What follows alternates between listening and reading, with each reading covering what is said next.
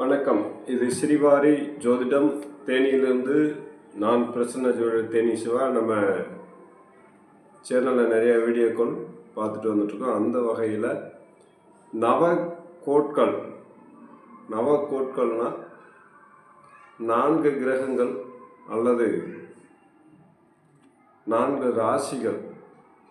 இந்த 4 ராசிகளில் உச்சம் பெற்ற கிரகங்கள் என்றிருந்தால் என்ன பலன் அப்படின்றத நம்ம இந்த வீடியோவில் பார்க்க போகிறோம். அதாவது அது என்னங்க 4 ராசியில் உச்சம் பெற்ற பலன் அப்படின்னா என்னங்க அப்படின்னா ஒன்றுமில்லை, உங்களுடைய சுய ஜாதகத்தில் ஜனனகால ஜாதகத்தில் லக்கணத்திலிருந்து சூரியன் தனது உச்ச வீடான மேசத்தில் இருந்தால் அந்த ஜாதகன் நாடாளும் மன்னன் ஆவான். சூரியன் என்ற கிரகம் தன்னுடைய உச்ச வீடான மேசத்தில் இருக்கும்போது அவன் நாடாளும் மன்னன் ஆவான். அப்போ பிறப்பு ஜாதகத்தில் அந்த மாதிரி வரணும். ஒருவருடைய பிறப்பு ஜாதகத்தில் சூரியன் மேசத்தில் இருந்து ஒரு குரு பார்வை சுபக்கோள்களோட பார்வை இருந்ததுன்னா, அல்லது கோச்சார குரு வரும்போது அந்த பார்வை 7, 5, 9ஆம் பார்வையாக விழுகும்போது அந்த காலகட்டத்தில் அவருக்கு மிகப்பெரிய யோகங்களும் சொத்துக்களும் சேரும் என்பது ஜோதிட சாஸ்திர விதி. அதுபோல் பிராப்தசாலினா அவருக்கு சொல்லுவாங்கள்ல, அவர் ஏதோ பிராப்தமுங்க, அவர் வாங்கிட்டு வந்த பிராப்தமுங்க அப்படின்னு சொல்கிறாங்க. அந்த மாதிரி அவர் வந்த வாழ்வை எளிமையாக சொல்லக்கூடியதான் ஜோதிடம். அவர் எதுக்காக அந்த பிராப்தம் வாங்கிட்டு வந்திருக்கார் சொல்லுவாங்க, அவருக்கு வந்த பிராப்தமுங்க அது அப்படிம்பாங்க. அந்த மாதிரி விஷயங்கள் இருக்கக்கூடியது தான் அது. அதுபோல் தன்வந்தனாகும், வண்டி வாகனம், பொருள் சேர்க்கை. மேசத்தில் ஒரு கிரகம் ஆட்சி பெற, அந்த சூரிய கிரகம் ஆட்சி பெற்று உங்களுடைய சுய ஜாதகத்தில் குரு பார்வையோடலாம் இருந்தால் யோகத்தை சொல்ல வேண்டிய அவசியமே இல்லை, அந்த அளவுக்கு இருக்கும். ஆட்சி பெற்ற சூரியன் உட்காரும்போது வேற கிரகங்கள் ராகுவோ சனியோ செவ்வாயோ சேர்ந்து இருந்தால் மிக மிக கடுமையான ஒரு காலகட்டங்கள் ஏற்படும்.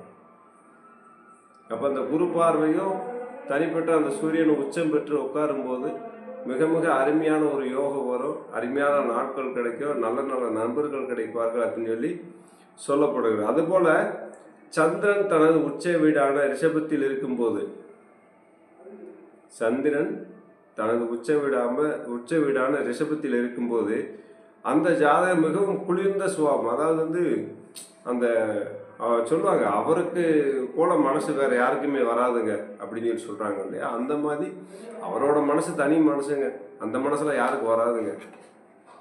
நம்ம ஊர்ல பேசிட்டு இருக்கும்போது சொல்லுவாங்க, அவரோட மனசு யாருக்குங்க வரும் அப்படிமோ. அந்த மாதிரி சந்திரன் தனது உச்ச வீடான ரிஷபத்தில் இருக்கும்போது மிக மிக நல்ல ஒரு சுபாவமுடைய ஒரு குணநலர்களோட அந்த பையன் வளருவான் அப்படின்னு சொல்லப்படுது. எதிர்காலத்திலையும் அது போல தான் இருப்பான்னு சொல்லப்படுகிறது.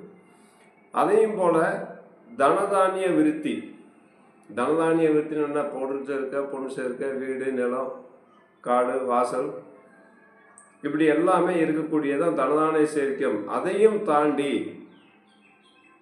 ரிஷபத்தில் இருக்கக்கூடிய சந்திரனுக்கு இயற்கையாகவே நல்ல அழகான பெண்களுடன் சேர்ந்திருப்பான் என்று சொல்லப்படுகிறது. அப்போ அவனுக்கு வரக்கூடிய மனைவியும் நல்ல அழகானவளாக இருப்பா, அவங்க கூட படிக்கக்கூடிய பிள்ளைகளும் நல்ல அழகான பிள்ளைகளாக இருப்பாங்க. இது தவறான கண்ணோட்டத்துக்காக நம்ம சொல்ல வரல. இது என்ன அப்படின்னு கேட்டிங்கன்னா, இந்த சந்திரன் தன் உச்சவீடான ரிஷபத்தில் இருக்கும்போது இவ்வாறு ஒரு சேர்க்கை உண்டாகும் அப்படின்றது ஜோதிட சாஸ்திரம் விதி. அப்போ உங்களுடைய சுய ஜாதகத்தில் இந்த கிரகங்கள் எப்படி இருக்கிறது அப்படின்றத நம்ம பார்த்து அதுக்கு தகுந்த மாதிரி நம்ம பலன் சொல்லும்போது கண்டிப்பாக வாழ்க்கையில் மிகப்பெரிய வெற்றி கிடைக்கும் என்பதை உறுதியாக சொல்ல முடியும். உங்களுடைய ஜாதகத்தில் நம்ம 2 கிரகத்துக்கு சொல்லியிருக்கோம். அதாவது சூரியனுக்கு மேசத்துலேயும் சந்திரனுக்கு ரிஷபத்துலேயும் உச்ச வீடாக இருக்கும்போது இந்த மாதிரி விஷயங்கள்லாம் நடக்கும் அப்படின்னு சொல்லியிருக்கோம்.